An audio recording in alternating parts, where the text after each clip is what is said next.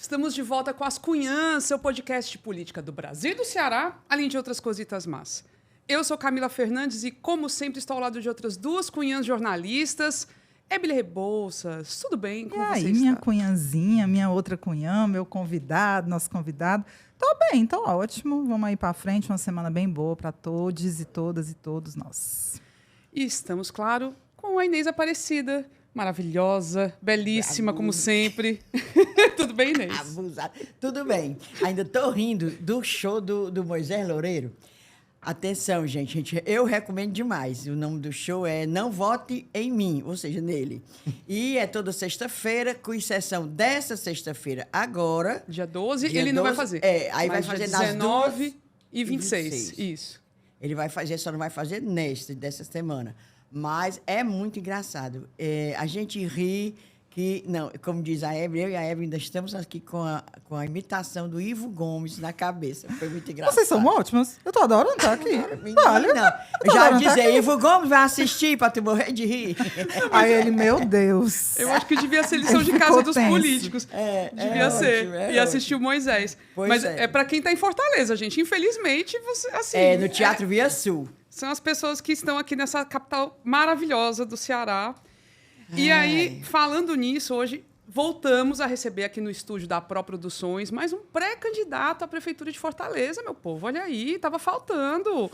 Técio Nunes, do PSOL, seja muito bem-vindo, viu? Ai, gente, muito obrigado pelo convite. Vocês das Cunhãs, que eu escuto já há anos. Até porque quem é da política que não escuta as Cunhãs está, né, cometendo um erro grave, né? Então, que bom receber esse convite de vocês. Eu estou aqui, eu espero que eu esteja aí à altura, não só do podcast, mas também de quem está nos assistindo, nos ouvindo e respondendo aí as perguntas que forem feitas aí, né? Vamos lá.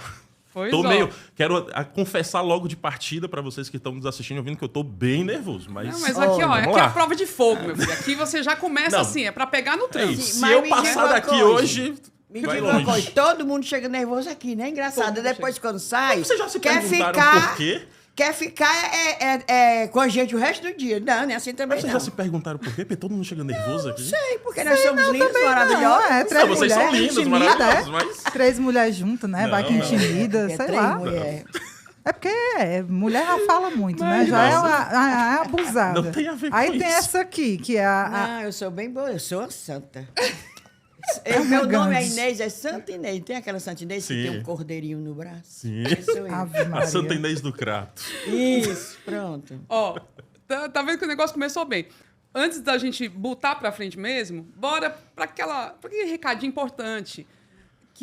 Para lembrar que As Cunhãs é um podcast independente que existe por causa da ajuda, da contribuição de cunhãzés e curumins. Então, e a gente agradece imensamente todo mundo que nos ajuda, absurdamente. Ave Maria, tem gente que está desde o começo. Vocês são incríveis demais.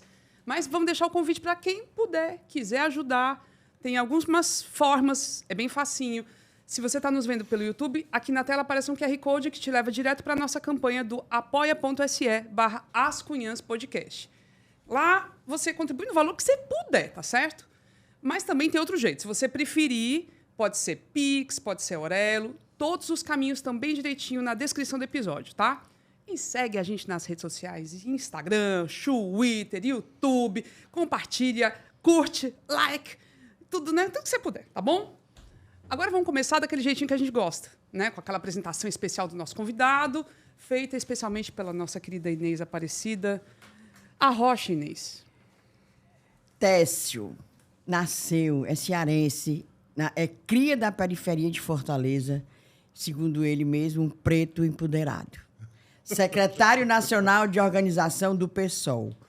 Pai da Malu e do João. O João teve a felicidade de nascer no Crato.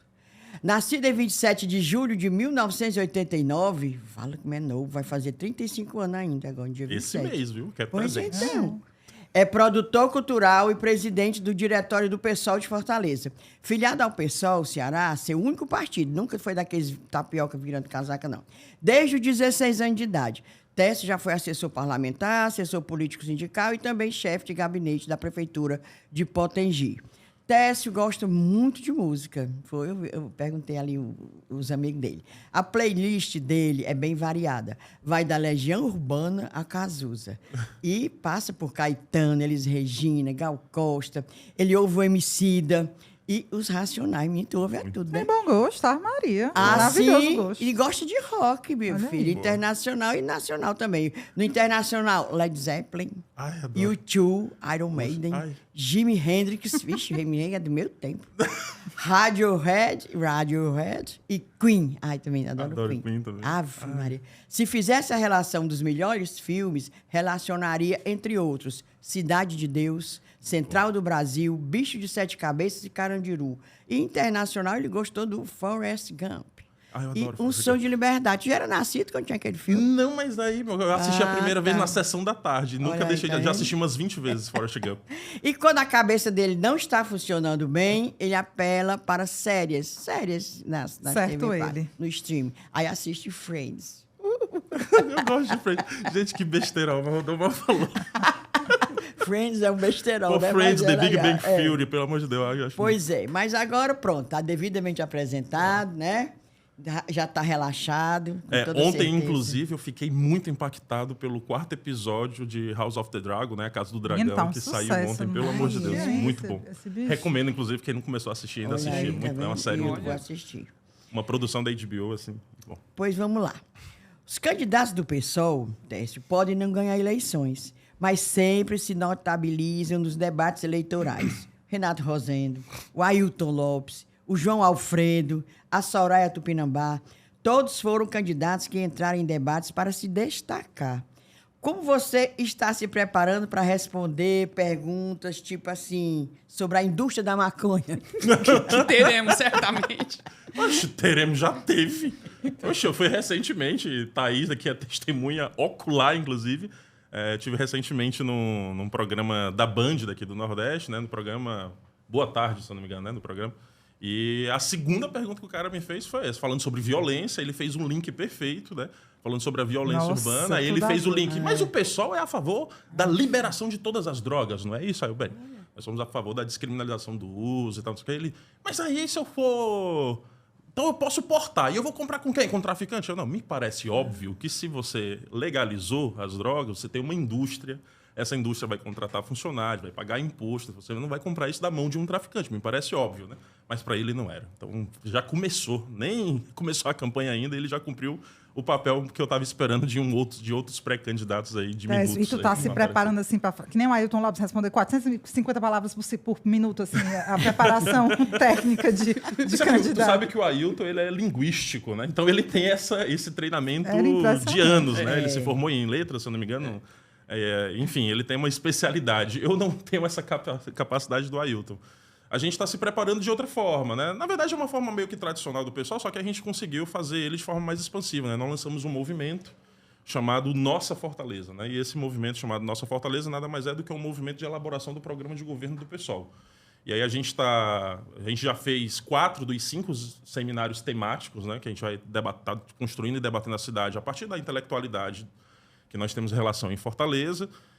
Nós temos um podcast chamado Nós Pod, que esse podcast também recebe, né, as pessoas do movimento social e também da academia para debater temas específicos, né, saúde, educação. Inclusive, gravei sexta-feira o programa de segurança, que vai ao ar qualquer dia desse, com o Luiz Fábio, né, do Leve lá da UFC, sabe uma o Leve, referência né? no debate sobre Muito bom. segurança pública e tal. E, além disso, nós temos agora, né, lançamos agora, nesse final de semana, a caravana Nossa Fortaleza, que vai rodar as periferias de Fortaleza, né? Então, sábado a gente começou pela Granja Portugal e Granja Lisboa, né, escutando as pessoas. O formato é um pouco diferente, não é bem uma mesa de intelectuais para falar para as pessoas da comunidade o que elas têm que querer, e muito pelo contrário, escutar da comunidade quais são as principais demandas, as principais reivindicações e também as principais ideias, né, de como mudar aquela realidade em específico. E ontem a gente esteve no Bom Jardim, né? Lá dentro do residencial Ana Facó, a gente conseguiu uma articulação lá com o pessoal que... aquele residencial, inclusive, para quem não sabe, foi um residencial conquistado pelo MTST, né? Uma luta histórica do pessoal do MTST. E aí a gente tem uma relação muito boa lá e conseguimos entrar dentro do residencial e fizemos ontem lá também, né? A próxima vai ser no Janguru Sul, depois Messejana, Barra do Ceará, enfim, vamos rodar. Preparação Fortaleza. na prática, né? Como é que fala? Chupando cano e assobiando, né? Oxe. Fazendo e aprendendo. E nesse sábado, inclusive, vai ter o último seminário temático, né? Nesse sábado, agora, a partir das 9 da manhã, na sede do pessoal, a gente vai estar fazendo o último seminário temático sobre juventudes, só com juventude. Todo mundo que for jovem ou quem não for, quem for jovem há mais tempo, que quiser chegar lá para contribuir com o debate, está convidado. Técio, a gente está a menos de 3 meses da eleição, né? Está bem pertinho já. E você continua sendo um nome desconhecido, né? Da maior parte das pessoas da cidade. E a gente até sentiu isso, a gente foi assistir o espetáculo do Moisés Loureiro, né? O Não Vote em Mim, que é sobre política, uma mistura de humor com política. E ele só menciona o seu nome. Assim, ele até pergunta se as pessoas sabem que o pessoal Eu sou doido para... Olha, gente, eu falei para ele já. Contigo. Não, eu sou doido para ele. Moisés, ainda. prepara uma piada comigo aí, então não sei o que. Tá Cara, mandando. quando você for alguém relevante, eu olha aí. Ele não falou isso, mas com certeza passou pela cabeça dele. Ele não falou isso. Mas aí, Técio, Super gentil comigo, inclusive. A gente sabe... o Moisés é um fofo. A gente sabe que o pessoal busca, né, trazer novas lideranças, do perfil do partido, trazer novos nomes para a disputa majoritária, para fazer nascer, né, novas lideranças e não ficar só naquelas figurinhas repetidas. Mas levando em consideração que a gente tem pouco tempo e o pessoal tem pouco tempo para trabalhar o teu nome, isso não acaba prejudicando o partido, assim, no sentido de não agregar votos para os candidatos da proporcional? Como é que tu vê essa questão? Como reverter isso? Não, eu acho que nós temos o seguinte. Primeiro, pode parecer meio piegas, assim, até. Mas o histórico do pessoal mostra que não é bem assim, né? O Renato Rosendo, inclusive, que talvez seja a maior figura pública que nós temos do pessoal no Ceará, né? Até pouco tempo atrás, era também uma figura dos bastidores da política, né? Assessor do João Alfredo, ninguém conhecia, né? Então, quando a gente funda o partido, a gente lança o Renato Rosendo em 2006 para candidato ao governo do Estado, ele enfrentou a mesma pergunta. Quando a gente lança ele a prefeito em 2008, a mesma pergunta. E hoje nós temos um quadro da excelência do Renato. Então, gente acredita... Deixa eu te interromper. O Renato já era mais conhecido. Inclusive pelo movimento estudantil. Não tem essa memória. Não, mas pelo movimento estudantil SEDECA. uma bolha. Não. Enfim, eu sou conhecido dentro dos movimentos sociais. Isso não é... Quando você fala do eleitorado de Fortaleza, é diferente. Realmente ele era um cara dos bastidores, da articulação, do SEDECA, sem dúvida nenhuma. Tinha um trabalho ali relevante, mas não tinha um nome conhecido na cidade. Sim. Não era. Agora, sim, o que acontece? O Renato ele representava ideias que eu acho que é o que a gente vai conseguir implementar esse ano, que são muito fortes. A mesma coisa aconteceu com a Soraya, a mesma coisa aconteceu com a Ailton, com o João Alfredo, mas o João Alfredo já tinha uma caminhada mais longa, né? Quando se lança inclusive candidato de outro a prefeito partido, pelo pessoal. era de Sim, PT, do PT, sem dúvida nenhuma. João Alfredo talvez seja uma exceção à regra. Mas o pessoal ele sempre aposta nisso. O Guilherme Boulos, quando a gente lança a primeira vez o Guilherme Boulos à presidência da República, o Guilherme Boulos era conhecido pelo movimento social de São Paulo. Mas quando a gente lança o Guilherme Boulos à presidência da República, para o país inteiro, ele também não era uma figura conhecida. O Guilherme Boulos sai da campanha de presidente para o segundo turno das eleições de São Paulo. Isso tem a ver com a capacidade política e pessoal de cada quadro? Lógico, tem um pouco a ver com isso. Mas é, sobretudo, o que esses candidatos representam, principalmente nesse momento da política, onde a gente vê as ideias muito esvaziadas, né? Os programas muito recuados, muito conformados com esse limite do status quo. Então, quando você apresenta uma candidatura que ousa debater ideias estruturantes, ideias mais profundas, que tenham um debate mais comprometido, de fato, com quem não se vê representado na política, eu acho que a força das ideias podem, sim, projetar um novo quadro, e não só uma projeção pessoal, não se trata disso, mas eu acho que pode, sim, a gente ter uma força partidária, e o eleitorado do PSOL, inclusive, já está meio que habituado a essa lógica do nosso partido, né? De fato, nós não somos um partido que trabalhamos a lógica da cristalização dos nossos quadros, né? Nós sempre estamos apostando em novos quadros e não à toa o pessoal é um partido muito jovem. Quando eu falo jovem, não só não de idade necessariamente, mas os seus quadros são médias. Verdade. Em média, quadros muito jovens. Haja visto os nossos 2 vereadores na Câmara, né? São dois novinhos. O biologia bem novinho mesmo. E aí, mas dentro dessa perspectiva de que você ainda é um nome muito pouco conhecido, nas suas redes sociais, o Instagram já está sendo melhor trabalhado, outras redes não vi muito, assim, está um pouquinho parado, né? Que também é um espaço importante. Há quem aposte que esse ano vai acontecer a mesma coisa que aconteceu em 22, quando o PSOL teve uma pré-candidatura que estava se posicionando de maneira até mais forte, que era da Adelita Monteiro, que é do seu grupo político. A Adelita estava lá, se apresentando e tudo mais.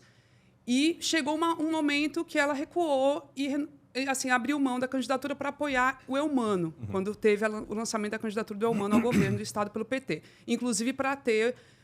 Estava ali já vinculado ao Lula, né? Também no apoio ao Lula. E há quem jure agora, inclusive gente do seu partido, Sim. que diz isso, que está só esperando a hora que você vai Recuar. dizer que não vai ser candidato para apoiar a candidatura do Evandro Leitão, do PT. Tá. Eu quero saber qual é a chance percentual hoje disso acontecer. 0,001%, sei lá. Eu não vou dizer Certo. que é nula, Certo. porque, enfim, a política ela é muito dinâmica, mas eu não vejo hoje motivo nenhum do pessoal abrir mão da sua pré-candidatura. Eu acho que as coisas elas precisam ser contextualizadas muito bem. Primeiro, vocês já entrevistaram pessoas aqui que vão do Ivo ao Roberto Cláudio. Quem Passando pelo capitão. Eu quis Acho não... que é o nosso limite, Eu né? quis não citar. Mas por que eu não quis não citar? Não pelo fato de ser o capitão, esse capitão moderado, inclusive, agora, né? Novo, moderno, né? 2.0. Não era nem por causa disso, mas Harmonizado, por quê? né?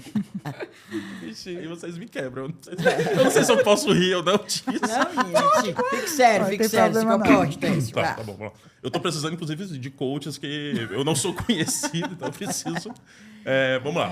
Trabalhar uma postura, assim, posturado e calmo. Vamos lá. E vocês, acho que vocês que acompanham a política, inclusive, de muito de perto, eu particularmente não imaginava, não passou pelo radar de ninguém a ruptura do bloco de poder naquelas eleições. Ninguém imaginava, por exemplo, que o Camilo ia bancar a ruptura do bloco, que o Cid ia bancar a ruptura do bloco. Então a gente imaginava naquele momento um cenário. Qual foi a aposta daquele momento? A aposta daquele momento foi na seguinte tese: nós precisamos unificar a esquerda no país inteiro. Tese essa, inclusive, que a gente defende desde as eleições de 2020. Em 2020, nós éramos o grupo minoritário no PSOL e a gente achava que a postura do PSOL em 2020 não era a de lançar a candidatura do Renato, e sim de apoiar a candidatura da Luiziane e, inclusive, pensar numa chapa Luiziane e Renato, que para a gente era uma chapa muito forte. E a gente já estava em 2020 debatendo a perspectiva de unidade da esquerda. Naquele cenário, nós fomos derrotados internamente no partido, a candidatura do Renato se consolidou e, enfim... E não foi bem. não foi uma aconteceu o que votação bem aconteceu. baixa. Pronto. Em 2022, a gente estava apostando no cenário de unidade das esquerdas a nível nacional e a nível local. Só que a nível nacional a gente já tinha conseguido avançar e foi a primeira vez que o pessoal não lançou candidatura a presidente, pela primeira vez na nossa história. Então a gente apoiou o Lula desde o primeiro turno, por causa dessa compreensão.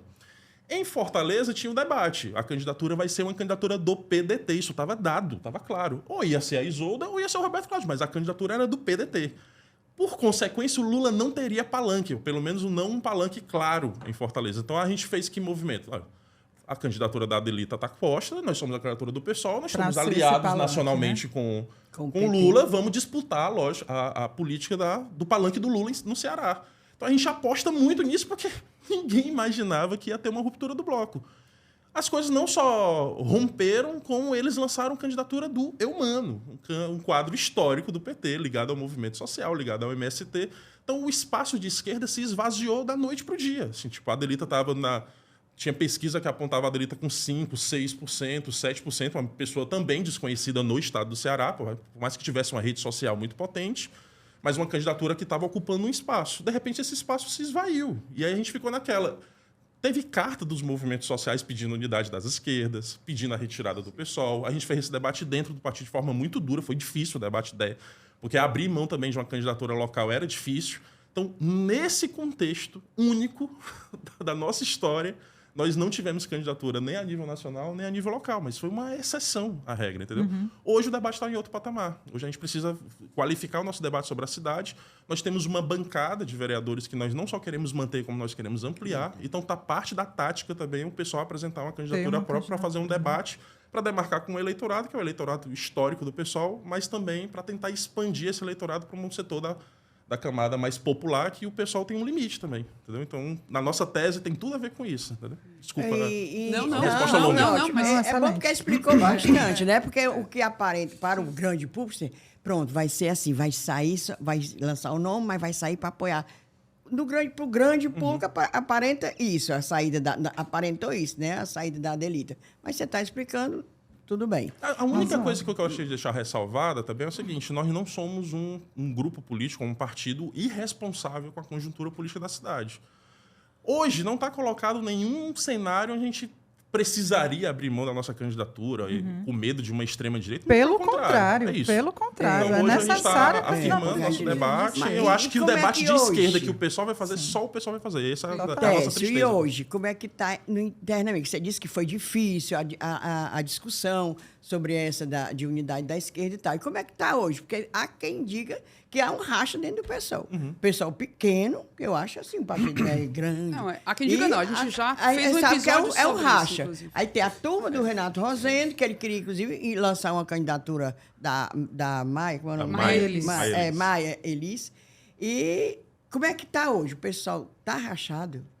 Vamos lá, são duas palavras muito fortes. Primeiro, o pessoal está rachado, e segundo, o pessoal está unido. São duas palavras muito fortes. Rachado e unido. O pessoal não chega a estar As rachado. rachada. O pessoal não chega a estar rachado, mas dizer que o pessoal tão unido, caminhando e Também cantando e seguindo tá a canção, é difícil. Mas vamos lá, o pessoal é um partido muito dinâmico, Inês. É assim, nós acreditamos nisso, inclusive. Isso está parte do nosso método. O pessoal tem mais de 30 correntes a nível nacional. Veja só, eu sou o secretário Como de... Peraí, 30 correntes? A nível nacional. O PT também deve ter. Não, o também PT deve ter. tem mais, mas eu fico eu assim, não sei porque quantos- o do sei como é que tem espaço para um pessoal ter tanto Eu tô falando a corrente, nível tá entendendo? nacional. Tem Em para mim que Fortaleza. as cinco pessoas numa ala, né? Não? Tem, pode ser que tem. Tem uns que tem. Tu é do filiado ao pessoal e eu não sei, é? Não, sou Como é que não. tu sabe dessas coisas? Porque eu sou curioso. Veja, eu tô falando a Perspicaz nível maldosa. nacional. Existe a realidade de Fortaleza, mas existe a realidade de São Paulo, Belém. Sei. Tem lugares onde o pessoal desponta bem. Estamos em segundo lugar no Rio de Janeiro. Estamos em segundo lugar em Florianópolis. Então, assim, tem algumas capitais que o pessoal cresce, está indo bem. Aqui no Nordeste mesmo nós estamos caminhando para isso. Veja, eu sou o secretário de Organização Nacional do PSOL, inclusive. Eu e a Natália Zambetta, né, que é a companheira do Boulos. Nós dois somos os secretários responsáveis por essa parte de organizar o partido nacionalmente. E assim, você tem mais de 30 correntes, você tem que lidar com todo mundo. Aqui no Ceará, eu acho que a gente tem 6 ou 7 correntes. Só para você ter uma noção. Vamos lá. Eu gosto de dar esse exemplo. Eu sou de uma corrente. O Renato Rosendo é de uma corrente. Sim. O Gabriel Aguiar, ou Biologia para os mais íntimos, né? É de uma outra corrente. A Adriana Jerônimo, da nossa cara, é de uma outra corrente. O Ailton Lopes é de uma outra corrente. A Ana Karina é de outra corrente. A Zuleide Queiroz é de outra corrente. Então, assim, existem várias correntes dentro do pessoal. Então, por isso que eu falo para você, unidade de todo mundo é muito difícil você bancar. Talvez seja mais difícil do que bancar a unidade do Congresso Nacional. Mas essa é a realidade que a gente aposta. Nós gostamos disso. O pessoal debate muito, lê muito, escreve muito. Às vezes mais do que o necessário, talvez. Né? A gente, inclusive, faz um debate muito crítico de que, às vezes, a gente analisa muito a realidade, analisa e intervém pouco sobre ela. Eu acho que, inclusive, uma das tarefas que eu pessoalmente tenho com essa pré-candidatura é de tentar mudar essa lógica, inclusive, do pessoal. Porque eu tô fazendo. Eu fiz questão, inclusive, Seu briguei partido dentro da da roda de coordenação. conversa, né? Tem muito essa coisa assim, tudo é uma roda de conversa, um debate, uma plenária. Aí o Mas essa pessoal da parte é a agenda parte que a gente acha bonitinho no nosso chama partido. esquerda Ela ficou- cirandeira eu fiquei também. triste. A esquerda cirandeira. A gente gosta do pessoal, a gente tá falando aqui, é Mas só o que a gente gosta. escuta. Eu sei, eu Ave sei, Maria. eu sei. Eu, particularmente, não reivindico a parte da esquerda cirandeira. Não porque o pessoal não seja. Eu acho que o pessoal tem muitas características disso. Mas eu, particularmente, não sou dessa tradição da esquerda. Sou de uma tradição da esquerda mais... enfim, uma outra tradição de esquerda. Mas de qualquer fato, ô Inês, nós temos essa tradição do pessoal e a gente gosta de debater isso. Então, assim, divergências internas pra gente é uma coisa que... Normal. Normaliza. A gente normaliza internamente. Qual é o erro que o pessoal comete, eu acho? É que a gente externaliza nossas polêmicas. Muito, externaliza muito. Em determinado momento, eu acho, inclusive, que foi utilizado a exposição pública como ferramenta, inclusive, de disputa interna. Entendeu? Eu acho que a gente usa muito isso. Então, Mas tu acha que eu nem acho tanto, sabe, Tess? Não, Eu acho assim, bem, então. houve casos em que essa disputa interna, né, emergiu de forma muito forte. A briga do Areia com o grupo do Renato foi fortíssima. Mas, em geral, eu acho que as pessoas não têm noção do tanto de disputa que tem internamente. Eu acho que vocês ainda conseguem blindar um pouquinho. Sim, Posso estar com consegue. uma impressão errada, mas eu acho que as pessoas não têm noção do quão efervescente internamente é o pessoal. Eu acho que vocês ainda conseguem deixar um pouquinho ali por debaixo dos panos. Tá respondido, Inês, sua pergunta? Eu queria falar ainda de clima interno. porque Crise também... climática interna. Crise climática interna, exatamente. Você falou que Desculpa o os pessoal, trocadilhos vagabundos. o pessoal não está nem rachado. rachado nem unido, né? Uma cor nem outra, tudo mais. Eu já ouvi também de um pessoalista uma reclamação muito forte de que houve interferência externa no processo que culminou na escolha do seu nome. E quando se fala em interferência externa, se fala, por exemplo, da interferência do governo do Estado, do Elmano, do PT, né, de tentar interferir ali para a definição do nome do PSOL. A não ser, por exemplo, o nome da Maia, o nome apoiado pelo Renato e tudo. Isso aconteceu. Qual foi o papel, o nível de participação desse grupo do governo do Estado nos processos do PSOL? Como é que foi isso? Mas, gente, eu não sei nem de onde saiu isso. Zero, nenhum. A não ser que o... Eu não sei nem por que teria sentido isso, porque... Eu tô falando... Por exemplo, o Renato é da base do governo Eumano. É porque, assim, se vendeu uma ideia, talvez, eu não sei, de que só uma parte do pessoal é da base do governo, né? E o pessoal como um todo hoje é da base do governo Eumano, né? O Renato é da base do governo na Assembleia, o João Alfredo está liderando o IDAS, inclusive fazendo um ótimo trabalho no IDAS. Foi outro momento de exposição, quando a Adelita assumiu a Secretaria de Juventude, e algumas pessoas do PSOL vieram à tona reclamar que aquilo não era uma função... Representante do PSOL. Não estava representando o PSOL, estava indo por conta própria, porque o PSOL não tinha aprovado aquilo. Você viu isso com o João Alfredo e com o Renato Rosendo na base? Não, né? Não. Exatamente. Curiosamente, Exatamente, gente, aí eu... Exatamente. Assim, não é o meu lugar de fala, eu ia falando um palavrão. Não é o meu lugar de Não, fala. mas toda vida que uma mulher, ainda mais uma mulher da estirpe da Adelita, da qualidade da Adelita, e não é porque ela é do meu grupo político, mas é reconhecida, inclusive está fazendo um excelente trabalho com todas as limitações do mundo, mas ela está fazendo um excelente trabalho lá na Secretaria de Juventude. Quando uma mulher é alçada a algum patamar, enfim, há vários questionamentos. O PSOL só debateu uma coisa, e isso está aprovado em resolução. Nós seríamos um partido independente do governo Eumano. Isso quer dizer o quê? Nós não vamos pensar o nosso futuro ou traçar a nossa estratégia atrelado às demandas ou às necessidades do governo do Estado. Certo. Por exemplo, eu acho que seria uma demanda e uma necessidade do governo do Estado talvez não ter uma candidatura do PSOL esse ano, unificar todo mundo em torno do Evandro. Nós não vamos traçar o nosso futuro político, o nosso caminhar por causa dessa necessidade. Então, nós temos independência política para tocar a nossa vida de acordo com o que a gente acha que tem lá. A Adelita, por exemplo, como o João Alfredo, estão afastados da direção do partido, eles não fazem parte dos quadros da direção do partido enquanto eles estiverem assumindo essa função no governo do Estado. Deixa eu só fazer um parênteses aqui. Eu fui falar uma vez, logo no começo do governo Eumano, que é do quadro João Alfredo, é uma fatia, é um representante do PSOL. Eu estava até em Teresina, ele me ligou. Eu não estou no governo Eumano representando o PSOL. Eu fui indicado pelo MST. Ele disse a mim, desses ouvidinhos aqui, que a terra de comer. Pois é, eu estava lá, não, João Alfredo, depois eu sabia que era a fatia do PSOL. Não, eu não sou fatia do PSOL no governo Eumano. Fui indicação do MST. Pronto, só um parênteses. Aí todo mundo constrói a sua retórica. Eu, particularmente, eu não sei também como foi esse processo.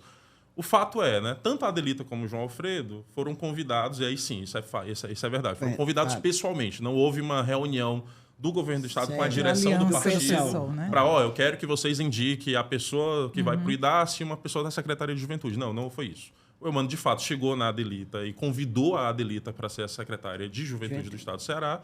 Chegou no Evandro, inclusive... No João Alfredo. Desculpa, o Eumano chegou no João Alfredo, inclusive pela relação histórica que eles têm, né? O Eumano já foi assessor do João Alfredo, inclusive, né? Então, e chamou o João Alfredo para cumprir um papel no IDAS. Não sei bem se foi uma indicação do MST, mas, enfim, eu sei que foi um convite pessoal. De fato, não passou pela direção do partido essa discussão. Então, nesse aspecto, tanto o João como a Adelita estão certos, né?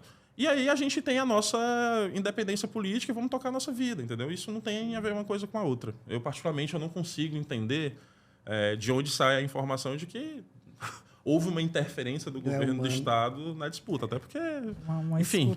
Uma escuta que eu, assim, fiquei também surpresa. Não, eu não duvido, entendeu? Eu não duvido. Claro. O que eu estou falando para você é que não tem sentido. Uma das... narrativas relacionadas ao PSOL, inclusive estava na piada do Moisés Loureiro, é que o PSOL tem medo de ganhar. Faz de tudo para não ganhar. Eu já falo isso faz um tempo, que às vezes dá essa impressão. Então, mas a gente está vendo uma situação nova que é São Paulo. São Paulo, de fato, estabeleceu ali uma candidatura que parece muito competitiva, que é a do Boulos, que na eleição passada surpreendeu todo mundo e agora chegou como um dos favoritos.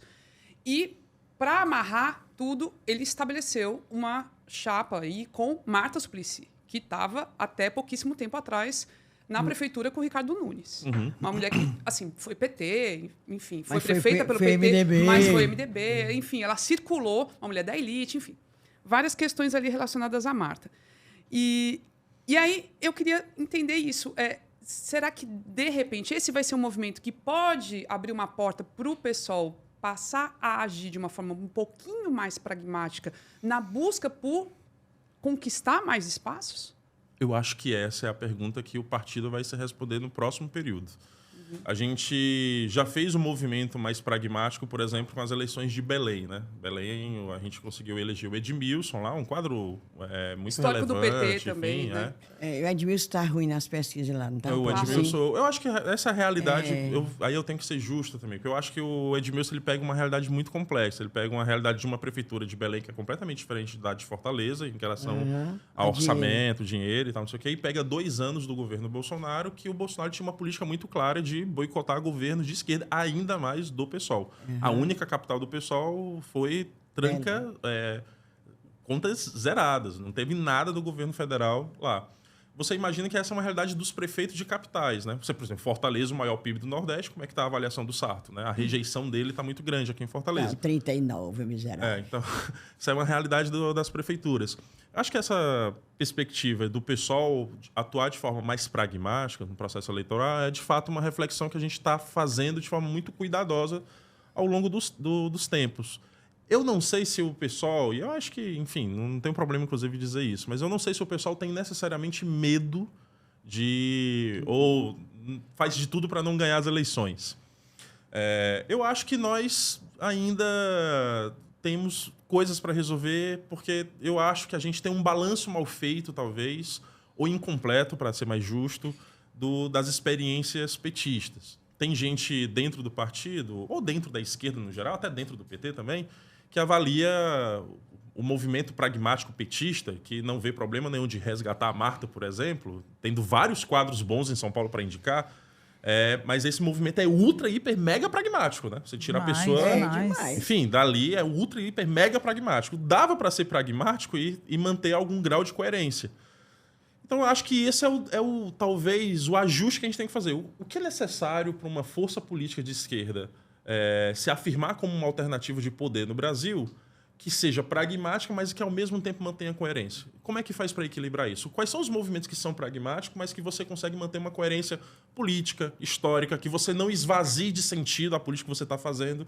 Porque eu acho que esse é o nosso grande... Eu vou dizer, talvez não medo de governar, mas eu acho que o pessoal, de fato, tem um grande medo de se perder no pragmatismo e virar mais um projeto qualquer. Mas qual é a tua posição pessoal em relação a isso? Porque, se eu não me engano, quando a gente fez essa pergunta para o Gabriel Biologia, ele viu como muito preocupante, quando ele esteve aqui, ele viu como muito preocupante esse movimento de tendência ao pragmatismo. E a gente está falando de pragmatismo como se fosse uma coisa negativa, mas eu concordo que não é. Né? Não é. Eu acho que a política é feita de negar isso, é ser um pouco antipolítica também. Mas qual é a tua posição em relação a esse movimento? Assim, quando você fala, o pessoal está discutindo isso de forma muito cuidadosa, vendo que mecanismos tem para você ser pragmático, mas não perder a coerência. Na tua opinião, como é que dá para fazer isso? Eu acho que a gente está para fazer política, e se a gente está para fazer política, não se faz política se não for de forma pragmática, às vezes. Mas eu acho que o que é fundamental é fazer política de forma programática. Tudo tem que ser orientado pelo seu programa, pelo que você acredita. Se você não tem estratégia política nenhuma, se a sua estratégia de política é só a chegada no governo, aí você vai ser, o seu grau de pragmatismo vai ser muito mais aberto. Porque se a estratégia é só ganhar uma eleição e fazer que nem os outros, então você vai fazendo todos os movimentos. Eu acho que não existe política sem pragmatismo, mas para mim, de fato, e isso é uma posição... não só pessoal, mas hoje da maioria do pessoal. Como é que a gente faz para ter posições pragmáticas, mas que seja orientado por uma estratégia política, programática? Nós somos um partido que se reivindica socialista. Então, tudo que a gente faz até hoje, depois desses quase 20 anos do pessoal, ano que vem a gente faz 20 anos, inclusive, de regularização, né? Polo. Lembro Mas demais quando foi um dia desse. Quando nasceu, lembro Um demais. dia desse. Inclusive, quando eu venho pro pessoal, porque eu vejo aquele processo de expulsão da Heloísa Helena do PT, aquilo me cativou e tal. Aí eu ajudei o pessoal a coletar a assinatura para fundar o partido. Então, hoje, pra gente, o ponto é esse. Como é que mantém esse equilíbrio entre fazer movimentos pragmáticos, assertivos, para que o partido seja uma alternativa real de poder, mas que também não perca o seu horizonte político, estratégico, programático. A gente esteve aqui com o deputado Jacir Diniz e perguntamos também a respeito do pragmatismo do PT. Aí ele disse que não era pragmatismo, que política se tem que fazer acordo, quando você faz acordo, tem que cumprir os acordos. A gente falava dessas candidaturas no interior do Estado, que assim, de pessoas que a gente sabe que era perfil mesmo. Era bolsonarista, tem gente que seguia perfil da família toda, família do Cramunhão e tal, e agora é candidato a prefeito pelo PT, com a estrelinha. PT. Ainda gosta de chamar companheiro. Aí eu perguntei, aí eu perguntei para ele falou que não, que isso aqui ele tinha feito acordo, aí explicou aqui bem direitinho os acordos que foram feitos e tal, e que tinha que cumprir acordos, tá entendendo? Aí eu pergunto, botou Boulos, candidata a prefeito de São Paulo, companheira Marta Suplicy a vice, teve também assim uma conversação de acordos, que seria assim um acordo para cumprir, para trazer Marta para a vice do Boulos. Qual foi o acordo com o PT, digamos assim?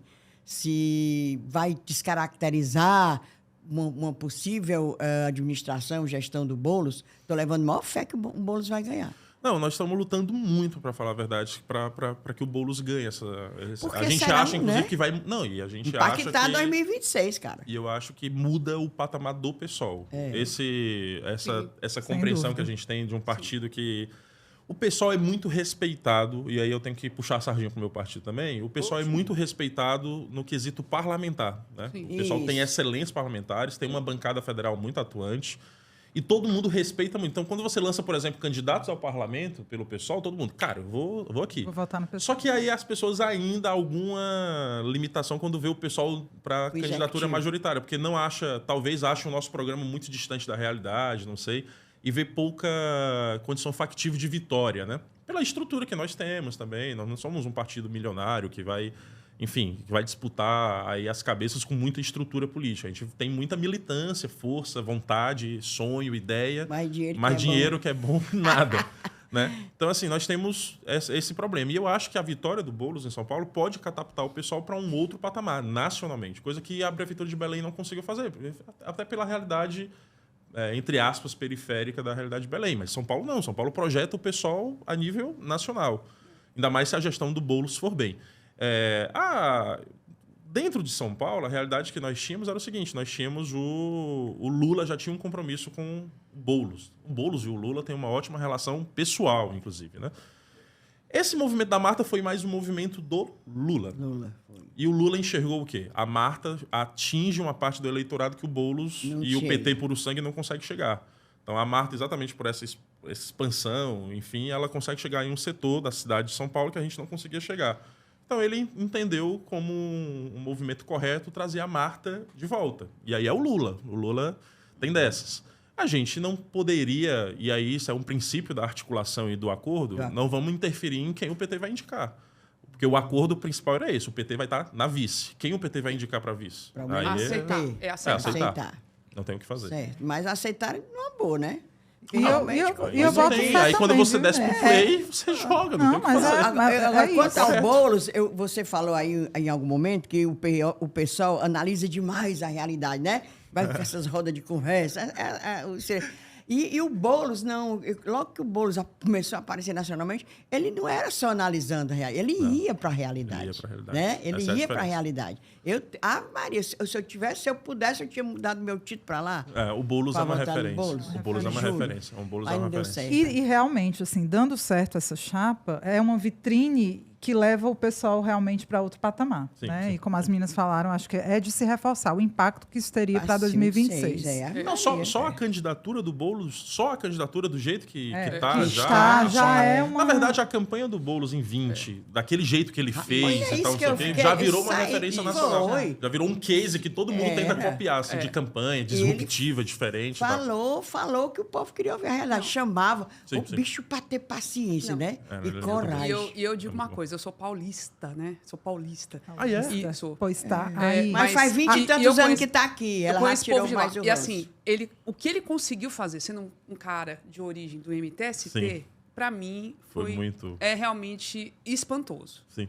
Não, Porque mas é o genial, preconceito genial. que existe é muito grande. Mas é porque foi genial. Então, Olha só como é pois que a é. campanha Então, resolveu ele a história foi, do de fato, invasor. Né? O cara chega e tal, não sei o que, aí começou a fazer uma agenda muito isso. bonitinha de as pessoas, Boulos, venham invadir minha casa. Aí ele chegava na casa das exatamente. pessoas. A forma de comunicar, Então, o poder da isso é muito comunicação é interessante. genial, entendeu? Maravilhoso. Aí o meme, né? Boulos invade o meu coração. E tal. Aí a galera foi brincando e desmistificando essa ideia do invasor, e foi começando a disputar a ideia, inclusive, de moradia, Isso. mostrar e provar por A e mais B que o MTST não ocupa propriedade privada Pois de é. ninguém. O mecanismo de ocupação é um mecanismo de luta para lutar e reivindicar moradia, enfim. Vencer esses preconceitos, ainda mais em São Paulo, foi um acerto, um golaço. Vamos aqui. A ambientalista Cindy Carvalho, da Rede, já foi anunciada como vice Sim. da sua chapa, né? Seguindo uma lógica, Técio, que parece que, Ave Maria, esse ano nunca foi tão vista quanto esse ano, né? De candidatos homens com vice-mulheres. Aquele velho prêmio, vamos botar uma mulher na vice. Para enfeitar. Para enfeitar, para dizer que é plural, papapá. E aí, realmente, ao que tudo indica, não vai ter nenhuma mulher. É curioso, né? Quando a gente vê assim, as pesquisas de intenção de voto, que é só homem, tem nenhuma mulher. Nenhuma Tudo na indica que cabeça, vai ser assim mesmo. E eu queria saber de ti, já que o pessoal, né, está dentro desse modelo, não estou igualando o pessoal com outros partidos, mas também terá um candidato homem com uma vice-mulher. Isso não enfraquece assim, até o próprio discurso do pessoal, sabe, de diversidade, de pluralidade, né? Você tinha uma mulher trans que também estava concorrendo dentro do partido. Enfim, fala um pouco sobre essa decisão, que está tão igual aos outros partidos. Eu tenho que ser justo. Não é que a decisão esteja igual à dos outros partidos. Enfim, calhou de todo mundo esse ano. Pois isso é a estrutura que nós temos, né? Muito patriarcal, machista, é difícil mesmo, assim, não é fácil. O PSOL, por exemplo, o PSOL daqui de Fortaleza, por exemplo, o diretório do PSOL daqui de Fortaleza, hoje o PSOL, de fato, não é só de faz de conta, é dirigido por uma maioria de mulheres. E não só isso, uma maioria de negros, o Diretório Municipal de Fortaleza. O Diretório Estadual, nós temos uma prática já de anos, antes desse negócio virar moda, inclusive. Enfim, moda que eu falo fazendo uma crítica a essa lógica que, enfim. Mas, assim, o pessoal há anos, inclusive, adota paridade de gênero nas suas direções partidárias, enfim. A gente já apostou e temos quadros de mulheres. Talvez o PSOL seja o partido que mais aposta de forma concreta em construção de quadros mulheres. Não é faz de conta. Entendeu? Então, assim, nós temos hoje uma bancada federal, por exemplo, de PSOL, que não só tem uma maioria de negros e negras, mas uma maioria de mulheres. Então, assim, nós temos um case de sucesso da nossa política, de apostar nesse segmento, que se traduz na prática. Aqui em Fortaleza nós tínhamos uma discussão. Qual era a discussão que a gente inclusive fez no início? O PSOL ele tem um limite eleitoral que a gente quer transpassar nesse processo. O PSOL ele sempre foi visto também em Fortaleza como um partido que dialogava muito com o setor da classe média de Fortaleza. Inclusive, a mancha eleitoral do PSOL revela isso, deixa para a gente nu essa Regional situação, 2. entendeu? Então, nós tínhamos a nossa tese, inclusive, dentro do PSOL, o campo que unifica várias correntes que disputa o partido, se chama PSOL Popular. E uma das coisas que a gente afirmou nesse processo, na nossa tese, antes disso virar o jogo eleitoral, a tese do Congresso que a gente venceu no ano passado, que teve 70% dos votos do partido, inclusive, 2/3 do partido, ampla maioria, foi de que a gente precisava afirmar o PSOL como uma alternativa popular e construir isso, começar a construir isso. Então, a consequência natural da nossa tese era apostar numa pré-candidatura a prefeito que dialogasse com essa necessidade política e histórica que nós temos, de não só dialogar com esse setor médio e manter o diálogo com esse setor médio, mas tentar expandir o PSOL como uma alternativa também popular. O nosso processo de construção do nosso programa de governo tem a ver com isso. Então, assim, quando a gente começa as caravanas para poder debater com a periferia a realidade da cidade, a gente está, inclusive, incentivando e fortalecendo esse movimento. Então, a gente precisava de uma candidatura que caracterizasse isso. E eu particularmente fui escolhido, eu nunca fui candidato nem a Grêmio, tá bom? Só para deixar isso claro para você. Foi, não? Nem Grêmio Estudantil. Toda a vida eu articulava, ajudava, fazia campanha, mas Estava nem na linha de frente, né? nunca fui, não é porque eu nunca fui projetado para ser figura pública. A minha função sempre foi um quadro do movimento social e de articulação política, né? Nunca foi de figura pública, de se colocar como de forma muito pública, né? Então, quando o partido vai começar a debater, e pá, tudo bem, agora sim, nós vencemos, tem uma tese vitoriosa no PSOL, não só numérica, mas politicamente vitoriosa, uma tese nacional, inclusive, vitoriosa, o Guilherme Boulos, inclusive, tem a ver com isso, assina a mesma tese que a gente e tal, enfim. Agora a gente precisa traduzir isso na campanha. Como é que faz? Qual é o perfil que nós temos dentro do PSOL, qual é a figura que nós temos dentro do PSOL que possa traduzir isso? E a maioria do partido, esses 2/3 do partido, achou que eu poderia cumprir essa função. Não foi uma decisão pessoal minha, inclusive eu relutei muito aqui, uma testemunha ali, que é o Douglas, é um camarada negro também, secretário de articulação também do nosso partido, que eu não queria. Eu não tenho um perfil para isso, não é a minha. Até agora você está se saindo direitinho. Mas vamos agora para Fortaleza. Só para deixar redondinho. Filho. Então, assim, a decisão da gente teve a ver com isso, um perfil que disputa isso. E eu particularmente tenho essa estratégia. E eu tenho um histórico de vida que, entre aspas, me autoriza a falar desse lugar, né? Do cara que nasceu e se criou na periferia, vive a periferia, enfim. Desculpa. Não, eu queria aproveitar essa questão da periferia, porque uma das reclamações das periferias, e assim, ouvindo algumas pessoas, né, eu vou citar aqui o Sérgio do MTST, lá do Conjunto José Euclides, é a ausência. O próprio o Preto Zezé teve aqui, também falou um pouco disso, ele fala disso.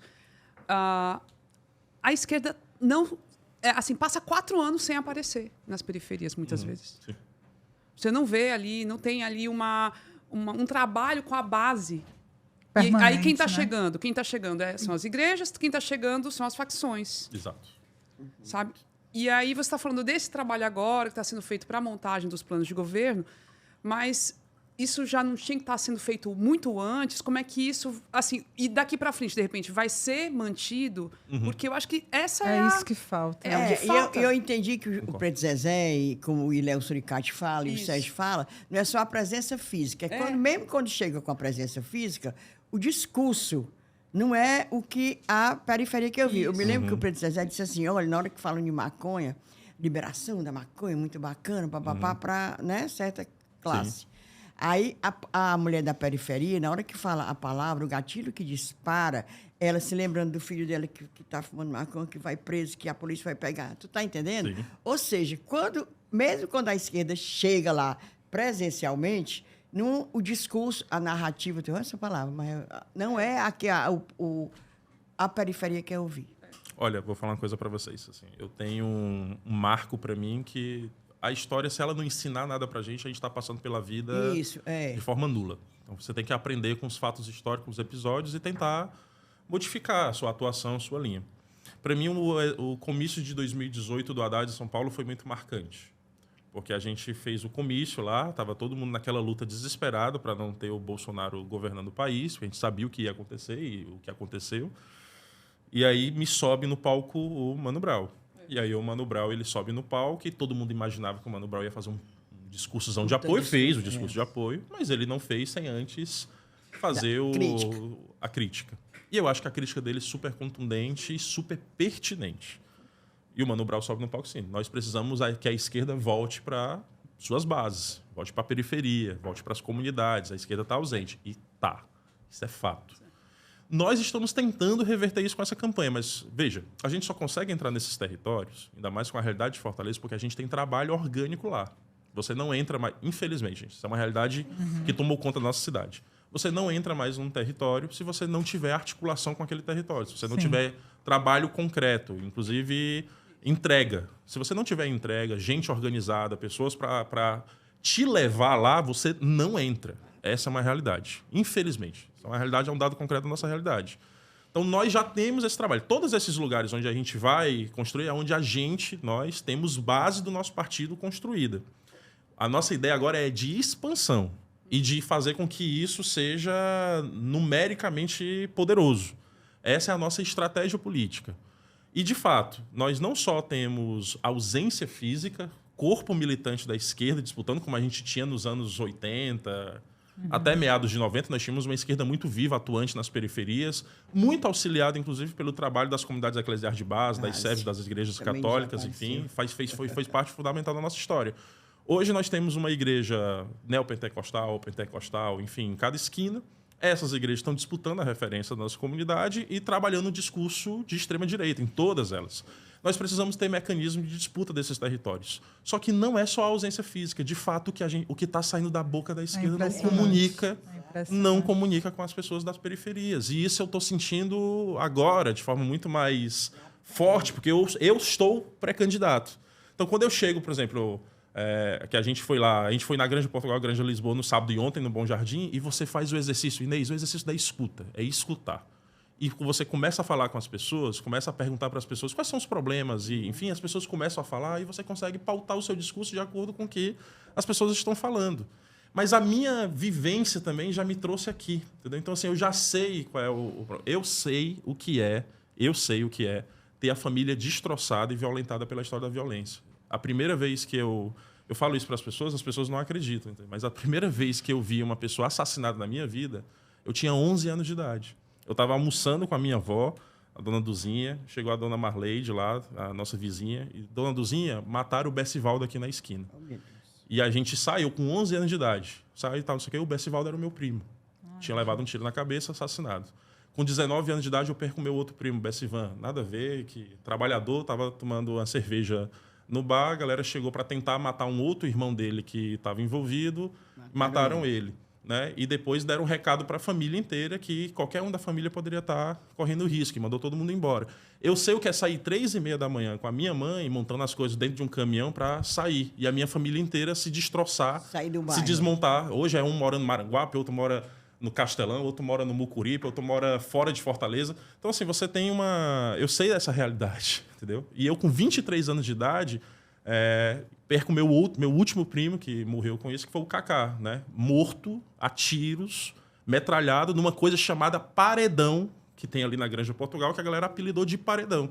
Então, assim, tipo, essa realidade é uma realidade que me apetece, que eu tenho vivência com isso, eu sei, e eu odeio, inclusive, a demagogia que está se fazendo, inclusive, sobre o debate sobre segurança pública. Porque ou você tem o prefeito fingindo que segurança pública não tem nada a ver com a prefeitura, o que é um absurdo completo. Prefeitura tem tudo a ver com segurança pública, e aí fica tentando transferir a responsabilidade, quando o papel do prefeito agora é chamar a responsabilidade para si, para construir uma alternativa. Cara, o prefeito da cidade lidera a cidade, querendo ou não, ele lidera a cidade. Só que aí você tem líderes e líderes, né?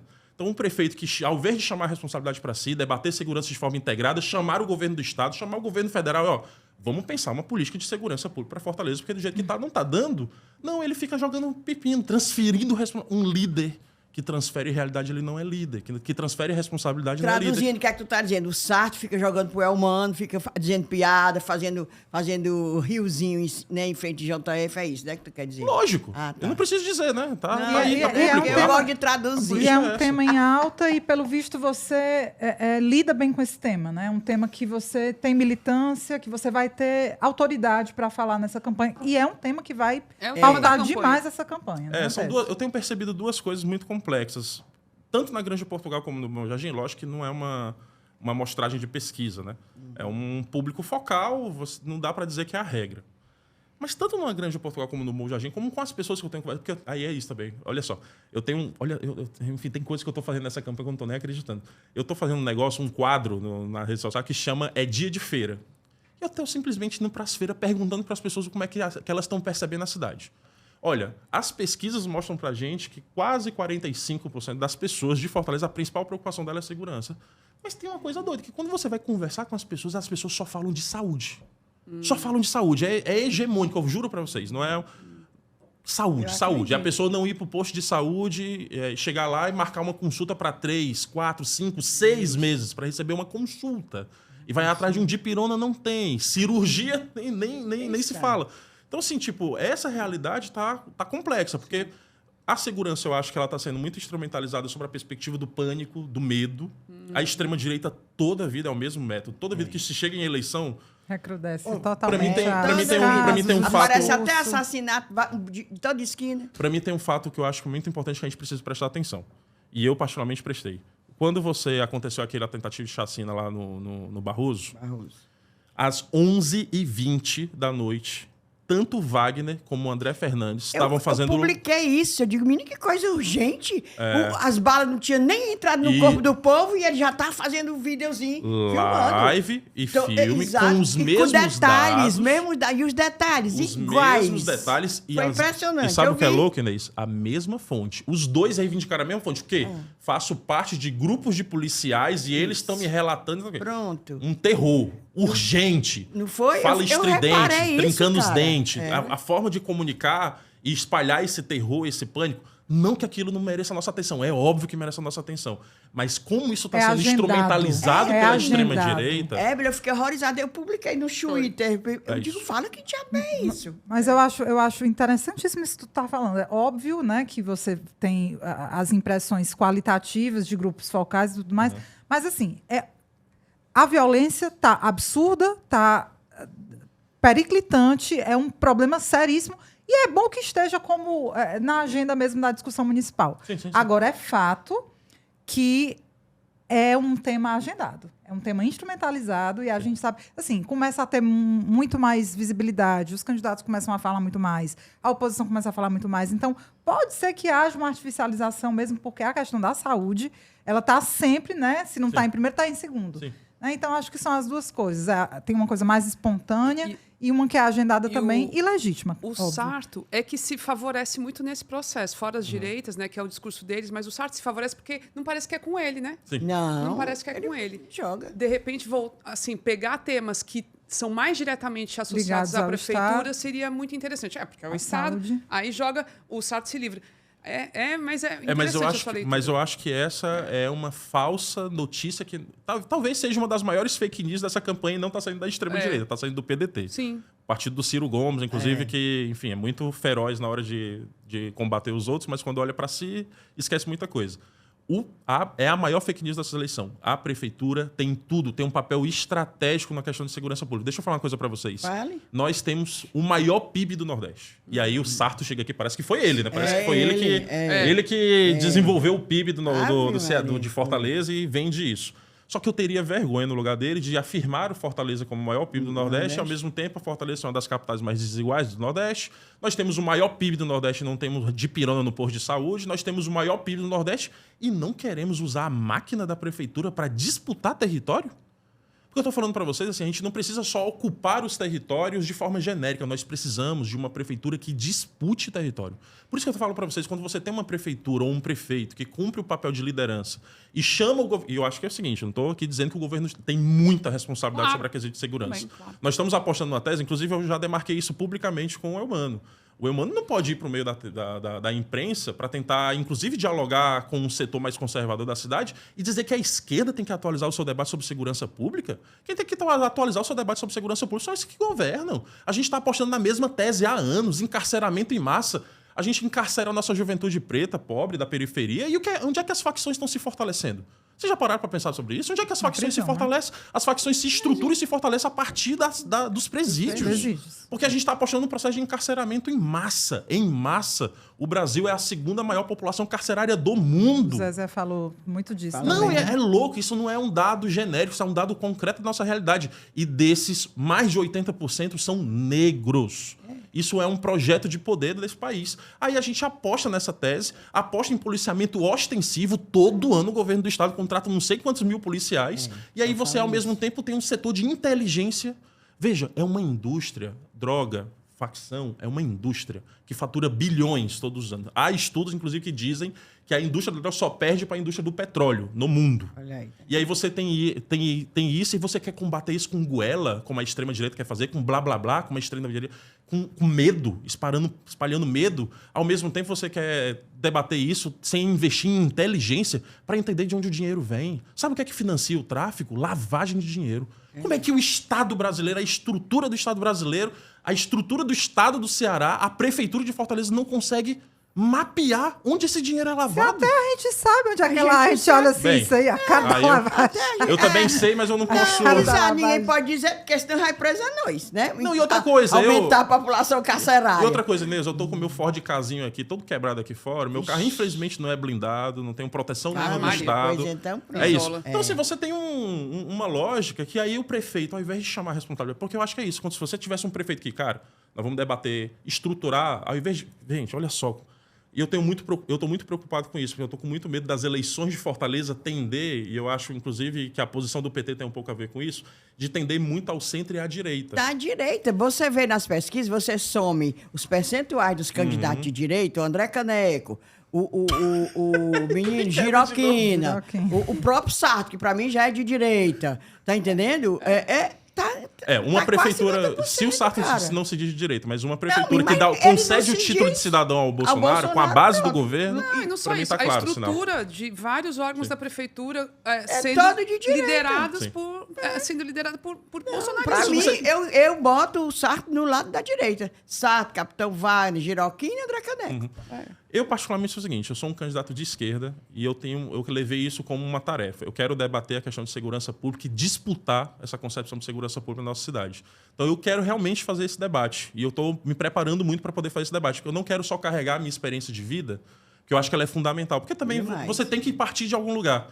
E eu tenho essa experiência de vida que eu quero levar como uma coisa que me conecte às pessoas. Assim, essa realidade, infelizmente, não é só minha. Perder família, amigo, parente, porque eu tô falando da minha família, eu não tô falando dos meus amigos que eu perdi, que jogava bola, travinha, jogava bila, soltava raia comigo, e eu perdi.